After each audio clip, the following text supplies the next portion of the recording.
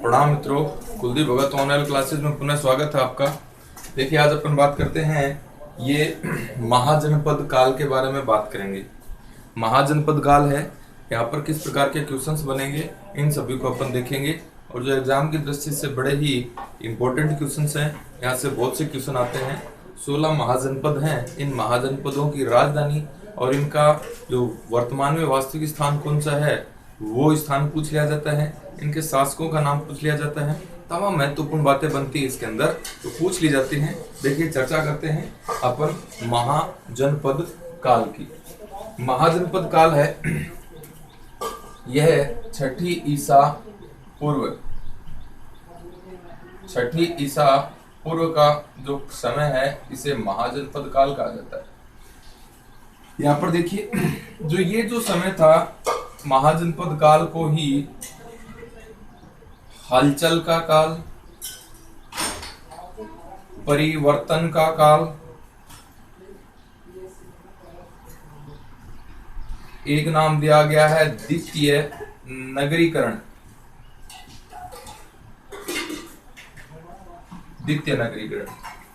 देखिए, हलचल का काल कहते हैं इसे, परिवर्तन का काल कहते हैं, द्वितीय नगरीकरण कहते हैं। इन सभी नामों के बारे में अपन चर्चा भी करेंगे। हलचल का काल क्यों कहते हैं? छठी सदी ईसा पूर्व के बाद में कौन कौन से महत्वपूर्ण क्षेत्रों के अंदर हलचल हुई और किस प्रकार से उनमें बदलाव आए, उन सभी की अपन बात करते हैं।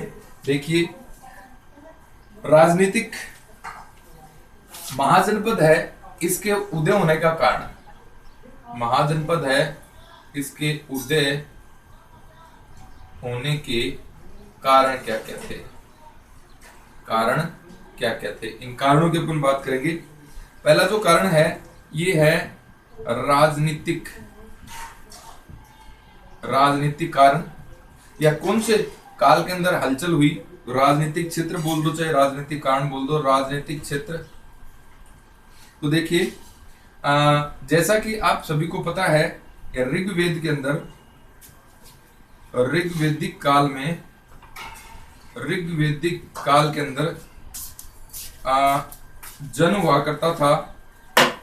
जन के बाद में और जो क्षेत्र है उसे जनपद के नाम से जाना जाने लगा, और जनपद के बाद में ये उत्तर वैदिक काल में हुआ। उत्तर वैदिक काल में जन ही है, यह जनपद हो गया। और अब जो है उत्तर वैदिक काल के बाद में जो समय आया तो जनपद का नाम क्या हो गया? महाजनपद हो गया। देखिए, इसी महाजनपद के अंदर किसका उत्कर्ष होगा? मगध का उत्कर्ष होगा। मगध है इसका उत्कर्ष होगा। किस प्रकार से मगध है ये महाजनपद बनता है? महाजनपद के बाद में मगध है यह एक शक्तिशाली साम्राज्य बनता है, और इसी साम्राज्य के अंदर अपन हर्यक वंश है इसकी बात करेंगे, मौर्य वंश है इसकी बात करेंगे, नंद वंश है इसकी बात करेंगे। देखिए, अब अपन बात करते हैं द्वितीय नगरीकरण क्यों कहा जाता है इसे? द्वितीय नगरीकरण क्यों कहा जाता है? इंपॉर्टेंट क्वेश्चन है। कारण है कई द्वितीय नगरीकरण के। तो देखिए, द्वितीय नगरीकरण के कारणों में देखिए तो ईसा पूर्व है छठी सदी में पूर्वी उत्तर प्रदेश और पश्चिमी बिहार में, पूर्वी यूपी और पश्चिमी बिहार के अंदर क्या प्राप्त हुआ? लोहा प्राप्त हुआ। और इसी लोहे प्राप्त होने से क्या हुआ? इसका व्यापक प्रयोग होने लगा। लोहे का बड़े बड़े प्रादेशिक और जनपद राज्य हैं, इनका उदय हुआ। लोहा प्राप्त हुआ, लोहे का व्यापक प्रयोग हुआ। व्यापक प्रयोग किसके अंदर हुआ? कृषि के अंदर लोहे का प्रयोग हुआ, और हथियार बनाने में लोहे का प्रयोग हुआ। नेक्स्ट अपन बात करते हैं तो देखिए, गंगा यमुना दो आब व बिहार के आसपास का क्षेत्र, आसपास के क्षेत्र में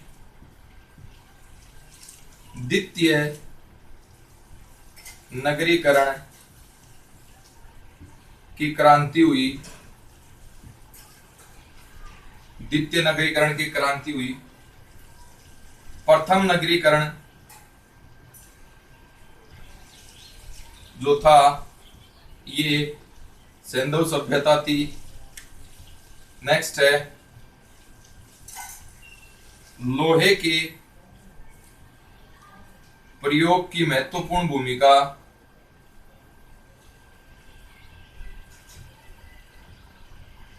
लोहे की महत्वपूर्ण भूमिका थी। यहां पर जो मृद भांड मिले हैं ये उत्तरी काले समकीले मृद भांड थे, जिसे NBPW कहा जाता है। नेक्स्ट है आहत सिक्के, जिन्हें पंचमार्क सिक्के कहा जाता है। इनका विकास हुआ, इनकी शुरुआत हुई देखिए अपन बात करते हैं कि महाजनपद काल है, यह काल छठी सदी ईसा पूर्व से शुरू हो जाता है। महाजनपद काल को हलचल का काल, परिवर्तन का काल और द्वितीय नगरीकरण इसे कहा जाता है। देखिए कौन कौन से क्षेत्रों के अंदर हलचल हुई जिस कारण महाजनपद में उत्कर्ष हुआ, किसका सबसे ज्यादा, मगध का उत्कर्ष हुआ, इसकी अपन बात करेंगे। या महाजनपद जो क्षेत्र थे उनका जो विकास हुआ क्यों हुआ, प्रमुख कारण है तो देखेंगे। पहले तो राजनीतिक क्षेत्र में देखिए हलचल क्या हुई।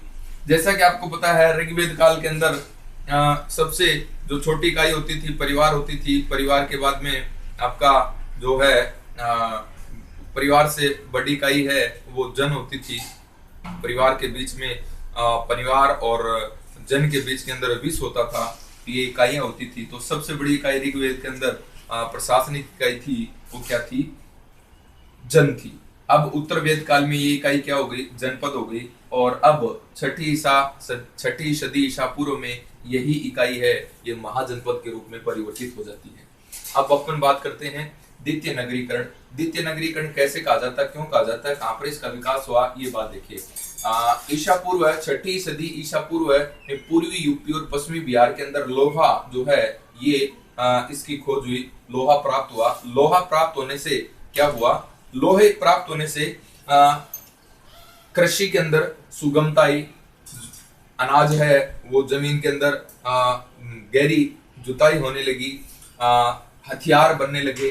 तो कृषि का ज्यादा विकास हुआ, और कृषि का ज्यादा विकास हुआ तो मानव है यह क्या हुआ, उसके पास में समय की बहुतायता हो गई। और समय की बहुतायता होने से उसने क्या किया, आसपास के क्षेत्रों पर कब्जा करना है, आसपास के राजाओं से युद्ध करना क्या कर दिया, शुरू कर दिया। तो हथियार हैं युद्ध के अंदर किनकी आवश्यकता होती है, हथियारों की आवश्यकता होती है। तो महाजनपद काल के उदय के अंदर लोहा है यह बड़ा ही महत्वपूर्ण रोल अदा करता है। अब अपन बात करते हैं ये द्वितीय नगरीकरण क्षेत्र है ये कहाँ विकसित हुआ, तो गंगा यमुना का दोआब व बिहार के आसपास का क्षेत्र है, यहाँ पर द्वितीय नगरीकरण की क्या हुई, क्रांति हुई। यानी बड़े बड़े नगर हैं ये बनने लगे। अब अपन बात करते हैं प्रथम नगरीकरण है, ये किसको कहा जाता है, सिंधु सभ्यता को कहा जाता है। लोहे के प्रयोग ने महत्वपूर्ण भूमिका निभाई। महाजनपद के उदय में मृद भांड है, महाजनपद के समय मृद भांड है यह, यानी छठी सदी ईसा पूर्व के अंदर मृद भांड कौन से होते थे, उत्तरी काले चमकीले, NBPW, नॉर्थन ब्लैक पॉलिश डुवेयर। अब अपन बात करते हैं इसी समय आहत सिक्के हैं, इनकी शुरुआत हो जाती है, यानी सिक्कों की शुरुआत हो जाती है मुद्रा के रूप में पंचमार्क सिक्के। आगे देखिए और कौन कौन से कारण थे, महाजनपद जो उदय हुए, या कौन कौन से क्षेत्रों के अंदर जो मुख्य हलचल देखी जाती है। एक बात अपन कर चुके हैं राजनीतिक, और दूसरी बात कर चुके हैं द्वितीय नगरीकरण।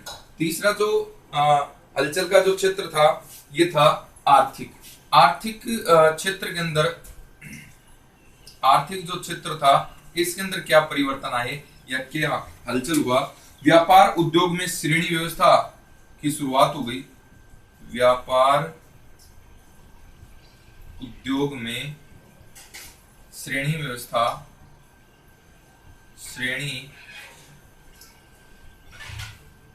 व्यवस्था की शुरुआत हुई। श्रेणी व्यवस्था की क्या होगी, शुरुआत होगी, जिसमें जिसी कारण और महाजनपदों के उत्थान में इसका योगदान रहता है। अब देखिए और कौन कौन से इंपॉर्टेंट क्वेश्चन बनते हैं। बौद्ध ग्रंथ, बौद्ध ग्रंथ जिसका नाम है अंगुत्तर निकाय, और जैन ग्रंथ इसका नाम है भगवती सूत्र। इसके अंदर अपने को 16 महाजनपदों का उल्लेख मिलता है। आगे देखिए, अब अपन बात करते हैं दोनों के अंदर, जैन ग्रंथ और बौद्ध ग्रंथ, इन दोनों के अंदर जो है दोनों ग्रंथों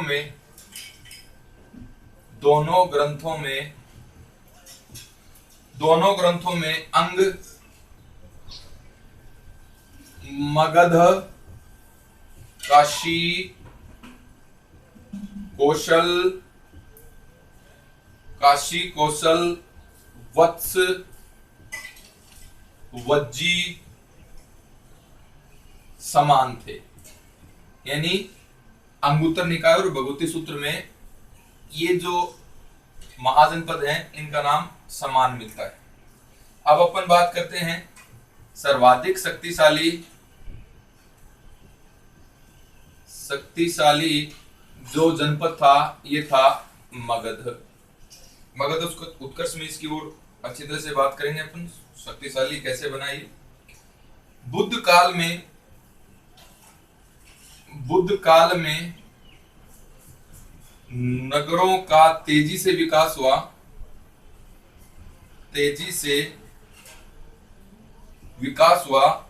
6 प्रसिद्ध नगर हैं, 6 प्रसिद्ध नगर हैं। कौन कौन से देखिए, चंपा, श्रावस्ती, राजगृह, साकेत, कौशाम्बी, वाराणसी। नेक्स्ट है सुदूर उत्तर पश्चिम में कंबोज महाजनपद था। यह है वर्तमान दक्षिण पश्चिमी कश्मीर व अफगान का भूभाग है। वर्तमान में अफगान का भूभाग है। नेक्स्ट अपन बात करें, अंग महाजनपद था, यह पूर्व में स्थित था, और अश्मक जो था यह एकमात्र दक्षिण भारत के अंदर स्थित था। देखिए आर्थिक क्षेत्र के अंदर क्या परिवर्तन हुआ, क्या हलचल हुई। व्यापार उद्योग में श्रेणियों की व्यवस्था हुई। श्रेणियों की व्यवस्था होने से व्यापार उन्नत हुआ। व्यापार उन्नत होने से नगरों का विकास हुआ। नगरों का विकास होने से जो जन थे या जनपद थे वो किसमें परिवर्तित होने लगे, महाजनपदों में परिवर्तित होने लगे। बौद्ध ग्रंथ, अंगुत्तर निकाय, जैन ग्रंथ, भगवती सूत्र के अंदर कितने महाजनपदों का उल्लेख मिलता है, 16 महाजनपदों का उल्लेख मिलता है। दोनों के दोनों जो आपके ग्रंथ है इंपोर्टेंट ग्रंथ है। दोनों ग्रंथों के अंदर अंग, मगध, काशी, कौशल, वत्स और वज्जी, यानी अपन बात करें तो 6 जो हैं, 6 जनपद महाजनपद हैं, ये समान रूप से दोनों ग्रंथों के अंदर मिलते हैं।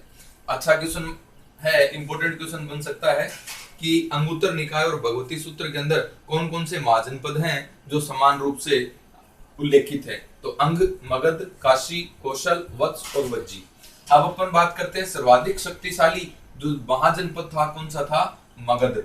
बुद्ध काल के अंदर नगरों में तेजी से विकास हुआ और बुद्ध के समय जो 6 प्रसिद्ध नगर हैं, इन नगरों में देखिए कौन कौन से नगर हैं। एक तो है चंपा, श्रावस्ती, राजगृह, साकेत, कौशाम्बी और वाराणसी। कितने प्रसिद्ध नगर थे? 6 प्रसिद्ध नगर थे। 6 के 6 के नाम याद रखने आपको। चंपा, श्रावस्ती, राजगृह, साकेत, कौशाम्बी, वाराणसी। एग्जाम में पूछे जाने लायक क्वेश्चन है। सुदूर उत्तर पश्चिम के अंदर कौन सा महाजनपद था? कंबोज। आरपीएससी के अंदर पूछा जा चुका है, आरपीएससी एग्जाम में पूछा जा चुका है। वर्तमान में दक्षिण पश्चिमी कश्मीर और अफगानिस्तान का भाग है। सबसे पूर्व में कौन सा महाजनपद था? अंग था। और सबसे दक्षिण में कौन सा था? अश्मक, जो दक्षिण भारत में अस्मक नामक महाजनपद है, यह स्थित था। आगे देखिए,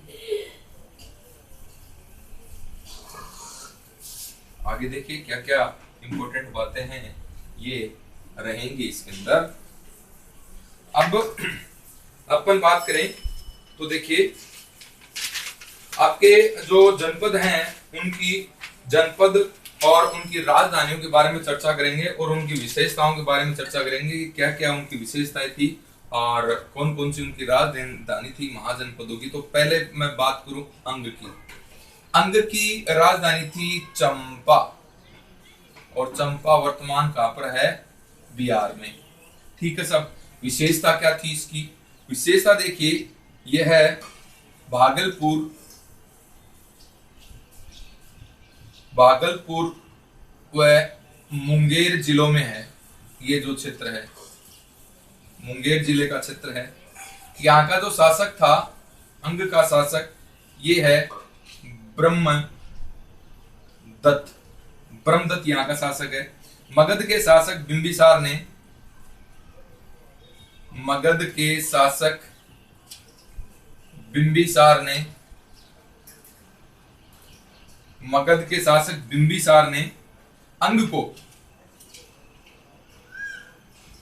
अंग को अपने साम्राज्य में मिलाया। अच्छा क्वेश्चन है। नेक्स्ट देखिए, अंग व मगध का उल्लेख है, ये अपने को कहां मिलता है? अथर्व वेद के अंदर मिलता है। नेक्स्ट है, चंपा का वास्तुकार कौन था? महागोविंद था। चंपा का वास्तुकार महागोविंद था। इसके बाद में देखिए, महाभारत व पुराणों के अंदर चंपा का नाम, महाभारत व पुराणों में चंपा का नाम है, ये मालिनी मिलता है, मालिनी नाम मिलता है। आगे देखिए, 2 नंबर का जो आपका महाजनपद है, ये है मगध है। इसकी राजधानी राजगृह थी। राजगृह को ही गृहब्रज कहते हैं, राजगृह को ही गृहब्रज। और बाद में पाटलिपुत्र बनती है राजधानी, आपको पता है, उदयन बनाएगा पाटलिपुत्र है, इतिहास के अंदर बड़ा महत्वपूर्ण स्थान रखता है। देखिए विशेषता क्या क्या है इसके अंदर। आधुनिक पटना के अंदर है ये, आधुनिक पटना व गया। कौन सा स्थान है? मगध। सर्वाधिक शक्तिशाली है साहब। और क्या बात है साहब? तो देखिए, अथर्ववेद के अंदर मगध वासियों को व्रात्य कहा गया है। व्रात्य का कहा गया, हीन सूचक शब्द है, व्रात्य कहा गया है। नेक्स्ट अपन बात करते हैं काशी। काशी, तो सब काशी की राजधानी है वाराणसी। वाराणसी यह है वरुण व 80 नदियों के मध्य में स्थित थी। काशी वरुण व 80 नदियों के 80 नदी के मध्य में 23वें तीर्थकर जिनका नाम है पार्श्वनाथ। पार्श्वनाथ के जो पिता हैं अश्वसेन। अश्वसेन यहाँ के राजा थे, काशी के राजा थे। कौशल का राजा है कंस, और कंस ने काशी को जीत लिया था। और मगध का अजात शत्रु है, इसने मगध के अंदर काशी का क्या कर लिया था, विलय कर लिया था। मगध के अंदर काशी का क्या हो गया था, विलय हो गया था। तो देखिए महाजनपद के अंदर 16 महाजनपदों को पढ़ रहे हैं। महाजनपद पढ़ेंगे, उसकी राजधानी पढ़ेंगे और उसकी विशेषता के बारे में बात करेंगे। अंग है, अंग की राजधानी क्या थी, चंपा। कहाँ पे है, वर्तमान में बिहार के अंदर। वर्तमान भागलपुर और मुंगेर जिला है बिहार का, जो अंग नामक क्षेत्र है। इसका शासक ब्रह्मदत्त था और मगध के शासक बिंबिसार ने अंग को किसमें मिला लिया था, मगध के अंदर मिला लिया था। अंग व मगध का उल्लेख है किसमें मिलता है, अथर्ववेद में मिलता है। चंपा का वास्तुकार कौन था, महागोविंद था। महाभारत व पुराणों में चंपा का प्राचीन नाम मिलता है, नाम क्या मिलता है, मालिनी नाम मिलता है। अच्छा क्वेश्चन है। दूसरा जो जनपद है वो मगध। मगध की राजधानी राजगृह, इसी को ग्रीवस कहते हैं। उसके बाद में पाटलिपुत्र राजधानी बनती है। आधुनिक पटना है, यह कहां पर है, आधुनिक में आपका जो मगध क्षेत्र है वो किस किस को कहा जाता है, पटना व गया को कहा जाता है। सबसे शक्तिशाली ये जनपद था। अथर्ववेद के अंदर मगध वासियों को व्रात्य कहा गया है। क्या कहा गया है, व्रात्य कहा गया है, हिंसूचक शब्द एक। इसके बाद में काशी है। काशी की राजधानी क्या है, वाराणसी। यह वरुण व 80 नदियों के मध्य का स्थान है। 23वें तीर्थकर है पार्श्वनाथ। इनके पिता का नाम था अश्वसेन, जो काशी के क्या थे, राजा थे। कौशल है, इस कौशल का राजा था कंस, और कंस ने काशी पर विजय प्राप्त करी थी। और अजात शत्रु है, अजात शत्रु जो है यहाँ का शासक था, अजात शत्रु है मगध का शासक था, और काशी को जीत करके किसमें विलय कर लिया था, मगध के अंदर विलय कर लिया गया था। आगे देखें तो 3 महाजनपदों के अपन ने बात करी। चौथा महाजनपद है, ये देखिए चौथा महाजनपद है, ये है कौशल। कौशल के अपन बात करें तो देखिए कौशल सर कौशल की राजधानी, 2 राजधानियां थी। एक तो उत्तरी राजधानी है श्रावस्ती, और दक्षिणी राजधानी है कुशावती। नेक्स्ट है श्रावस्ती को सहेत महेत कहा जाता था, प्राचीन नाम है सहेत महेत। और बुद्ध ने सर्वाधिक समय यहां पर बिताया, यह सर्वाधिक वर्षावास है, ये यहां पर व्यतीत किया। और अजात शत्रु ने इसको किसमें मिला लिया था, मगध में मिला लिया था। वर्तमान में यह कहां पर है, यूपी के अवध का क्षेत्र है, जो कौशल के नाम से जाना जाता था। और यह है सरयू नदी द्वारा दो भागों में विभाजित है।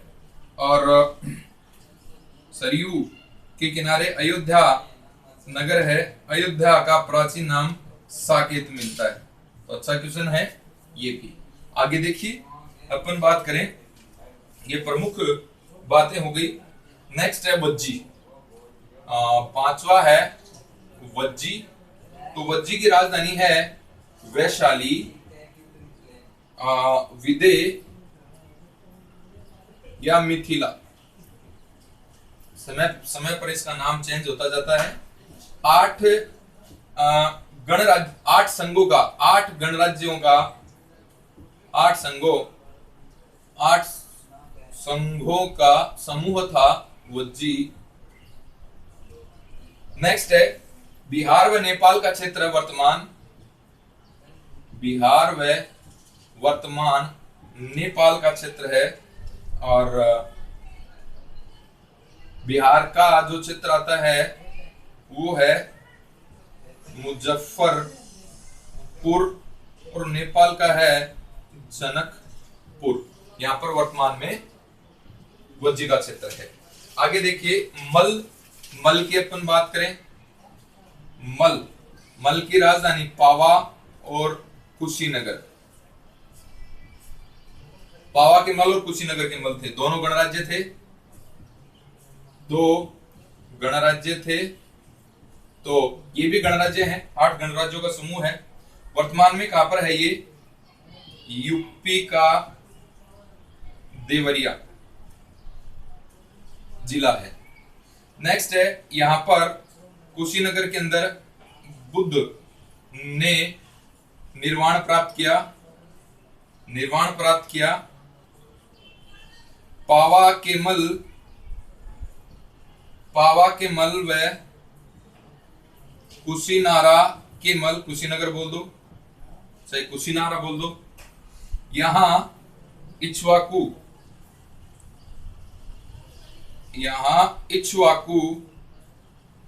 वंश था।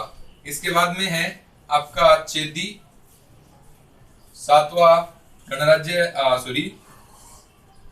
सातवां आपका महाजनपद है चेदी।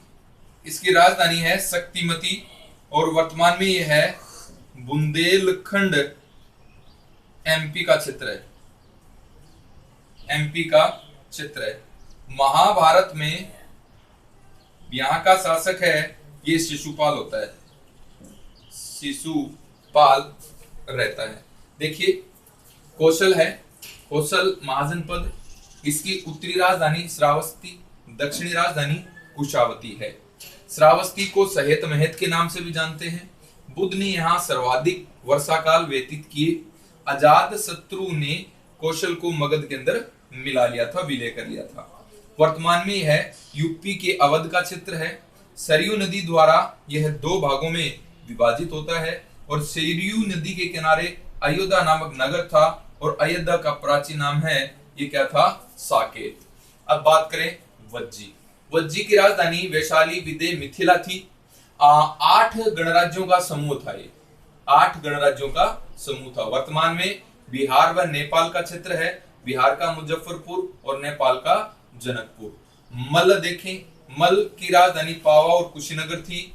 ये दोनों गणराज्य थे, दोनों क्या थे?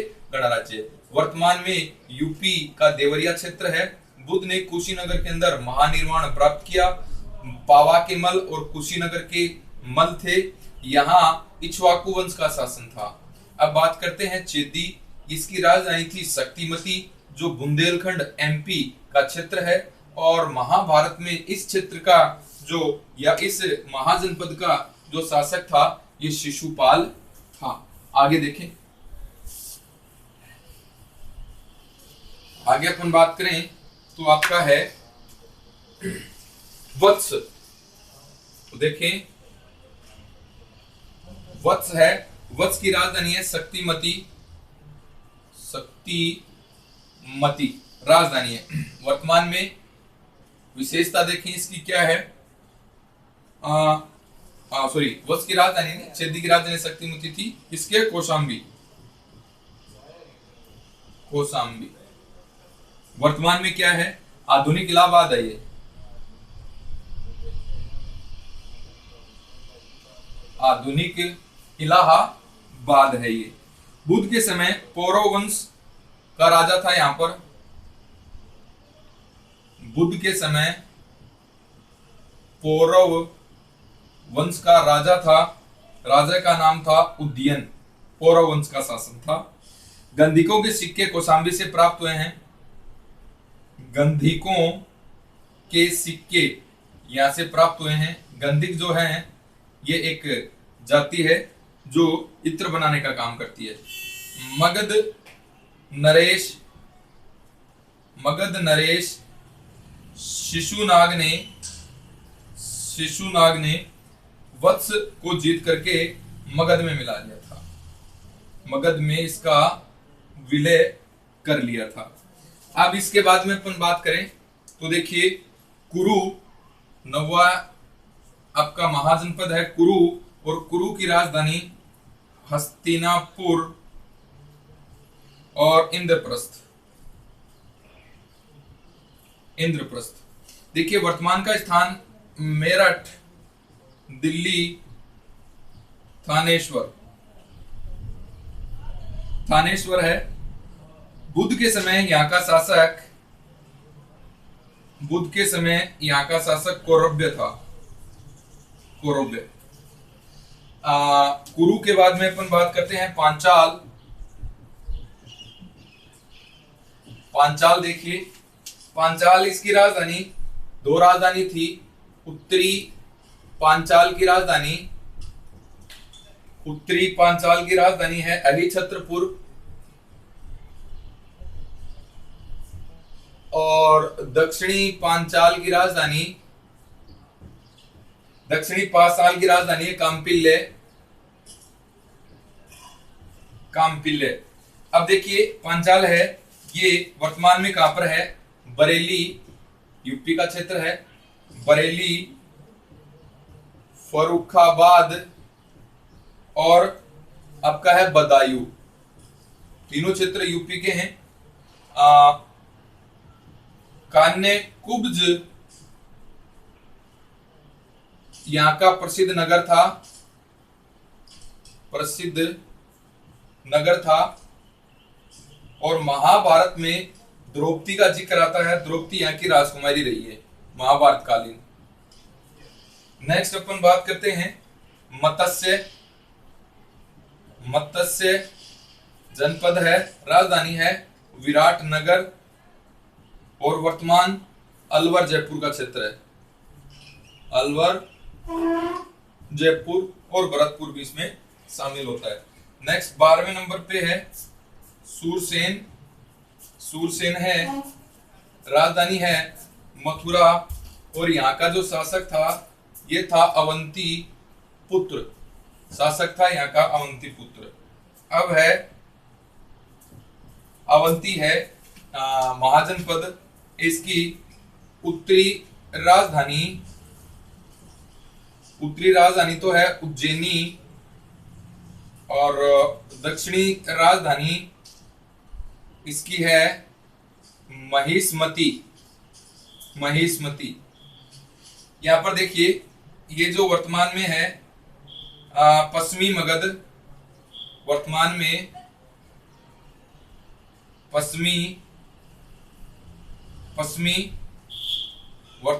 पश्चिमी व मध्य मालवा का क्षेत्र है। नेक्स्ट अपन बात करते हैं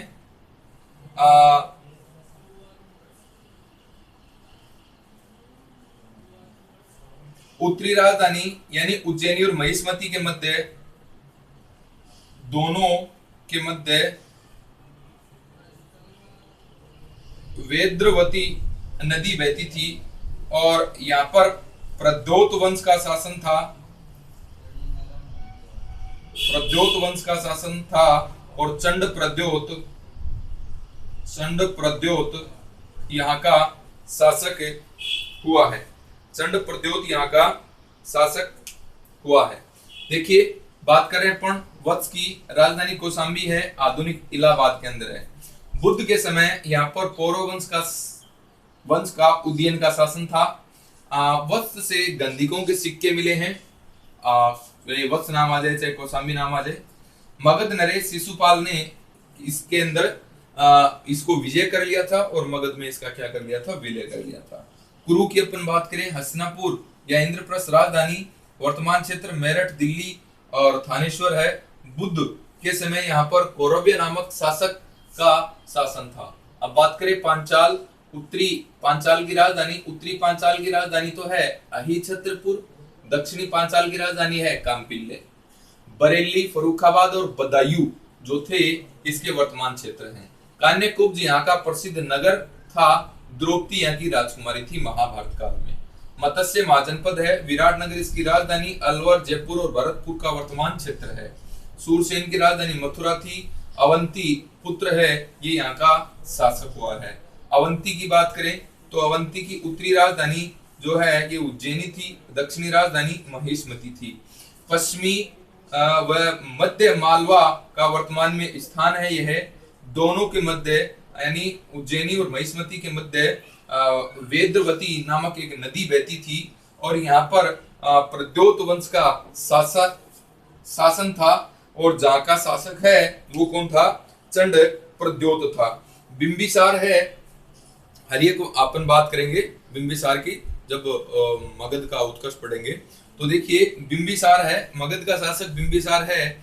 यह चंड प्रद्योत को पांडु रोग हो जाता है यानी पीलिया रोग हो जाता है और इसको इसकी दवा के लिए अपना वैद्य जीवक है ये क्या करता है, यहाँ पर भेजता है। नेक्स्ट अपन बात करते हैं, चंड प्रद्योत ने बौद्ध धर्म है, एक क्वेश्चन और आ जाता है, अच्छा क्वेश्चन बनता है कि चंड प्रद्योत ने बौद्ध धर्म है यह महाकच्छायन के कहने पर धर्म ग्रहण किया। महाकच्छायन बौद्ध भिक्षु है। महाकच्छायन के प्रभाव में चंड प्रद्योत ने कौन सा धर्म ग्रहण कर लिया था, बौद्ध धर्म ग्रहण कर लिया था। अच्छा क्वेश्चन है, आगे देखिए भी। ये बात हो गई आपकी 13 महाजनपद अपन पढ़ चुके हैं। अब देखेंगे आपका जो है 14वां महाजनपद है ये कौन सा है, इसके अपन चर्चा करते हैं। तो अश्मक 14वां देखिए, अस्मक है। अस्मक की राजधानी पोटन या पैठन थी। वर्तमान में यह है महाराष्ट्र का गोदावरी के पास का तट क्षेत्र है। और अश्मक जो था ये दक्षिण भारत का एकमात्र महाजनपद था। अब बात करें अपन गंधार, तो गंधार में देखिए राजधानी थी तक्षशिला, इसे सिरकप भी कहा जाता था। सिरकप प्राचीन नाम हो गया तक्षशिला का। और पश्चिमी गंधार की राजधानी है, यह है पुष्कलावती। और पुष्कलावती का नाम है ये चार श्रद्धा के रूप में भी जाना जाता है। दोनों नाम इंपोर्टेंट है, ध्यान में रखना है। यहाँ का जो शासक था, शासक का नाम है पुष्कर सारीन। शासक का नाम है पुष्कर सारीन। नेक्स्ट देखिए, अंतिम जो महाजनपद है ये है कंबोज। और कंबोज की राजधानी है हाटक या राजपुर। वर्तमान में कहाँ है, कश्मीर व अफगान का क्षेत्र है सर, कश्मीर और अफगान का क्षेत्र।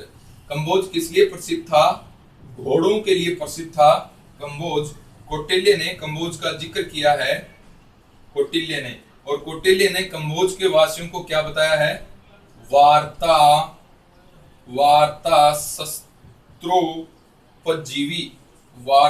शस्त्रोपजीवी किसको कहा गया है, कौटिल्य के निवासियों को वार्ता शस्त्रोपजीवी शब्द के रूप में इनको अलंकृत किया है। किसने, कौटिल्य ने। इसका अर्थ होता है कृषि, पशुपालन व शस्त्रों के द्वारा अपनी जीविका चलाते हो, जीविका चलाते हो। नेक्स्ट अपन देखें तो देखिए बुद्धकालीन इस समय 10 गणराज्यों का भी उल्लेख मिलता है, गणराज्यों का उल्लेख मिलता है। इसमें कौन कौन से गणराज्य थे इनके अपन चर्चा करें तो देखेंगे कपिलवस्तु के शाक्य थे, कपिलवस्तु के शाक्य एक बार ये देख लेते हैं, उसके बाद में इसकी चर्चा करते हैं 10 गणराज्यों की। देखिए 14वां जो आपका महाजनपद था अस्मक था, राजधानी पोटन या पैठन महाराष्ट्र के वर्तमान गोदावरी के तट पर स्थित है। ये भारत का एकमात्र महाजनपद था जो दक्षिण भारत में स्थित था।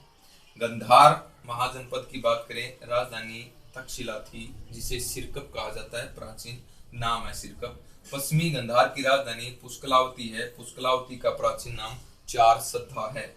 शासक यहाँ का था पुष्कर सारीन।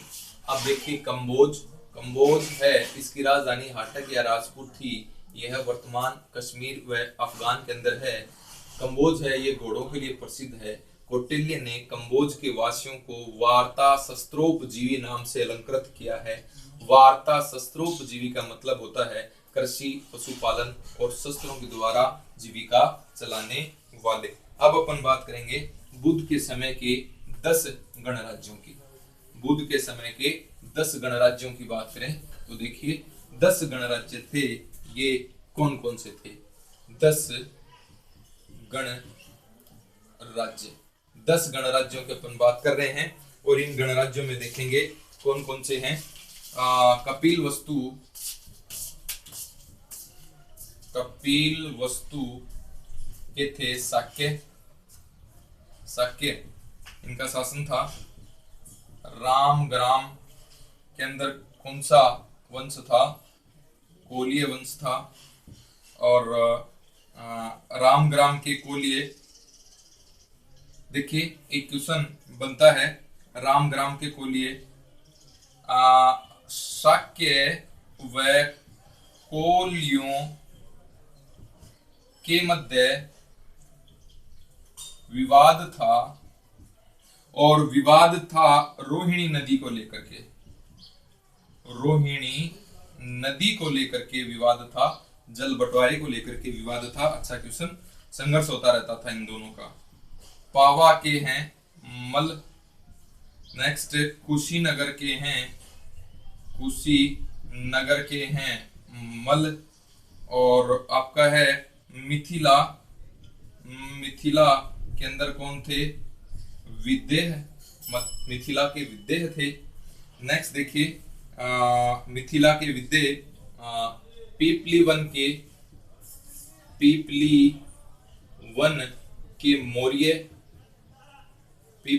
के मौर्य थे, और अल्पक के बुली थे। नेक्स्ट है सुसुमार के भग थे, केशपुत के कलाम थे, और वैशाली के लिच्छवी थे। वैशाली के कौन थे? वैशाली के लिच्छवी थे। तो देखिए सबसे जो प्रमुख गणराज्य हैं, प्रमुख गणराज्य कौन कौन से थे? शाक्य, लिच्छवी और मल, ये जो थे ये प्रमुख गणराज्यों में इनकी गिनती आती थी। देखिए अपन बात करते हैं बुद्ध के समय आपके 10 गणराज्य थे। कपिलवस्तु के शाक्य, रामग्राम के कोलिय। शाक्य और कोलियों के मध्य विवाद का प्रमुख कारण था रोहिणी नदी का जल बंटवारा। पावा के मल, कुशीनगर के मल, मिथिला के विदेह, पीपलीवन के मौर्य, अल्पक के बुल्ली, सुसुमार के भग, केशपुत के कलाम, वैशाली के लिच्छवी। और इन 10 के अंदर जो प्रमुख थे वो कौन कौन से प्रमुख गणराज्य थे? शाक्य, लिच्छवी और मल। जो थे ये प्रमुख गणराज्य थे। अब इनकी जो गणराज्य जो थे, इनकी प्रशासनिक व्यवस्था, राजनीतिक व्यवस्था, इसके अंदर कुछ शब्दावलियां हैं जो एग्जाम में पूछ ली जाती हैं, इनके अपन बात करेंगे। देखिए, महाजनपद कालीन राजस्थान में महाजनपद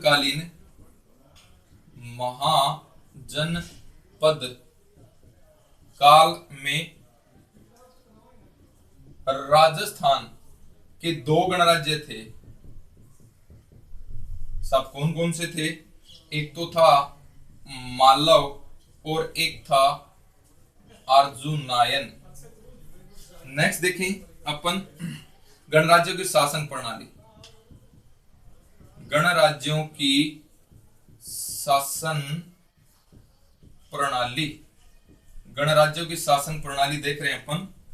देखिए, गणराज्यों के संघ का एक निर्वाचित राजा होता था।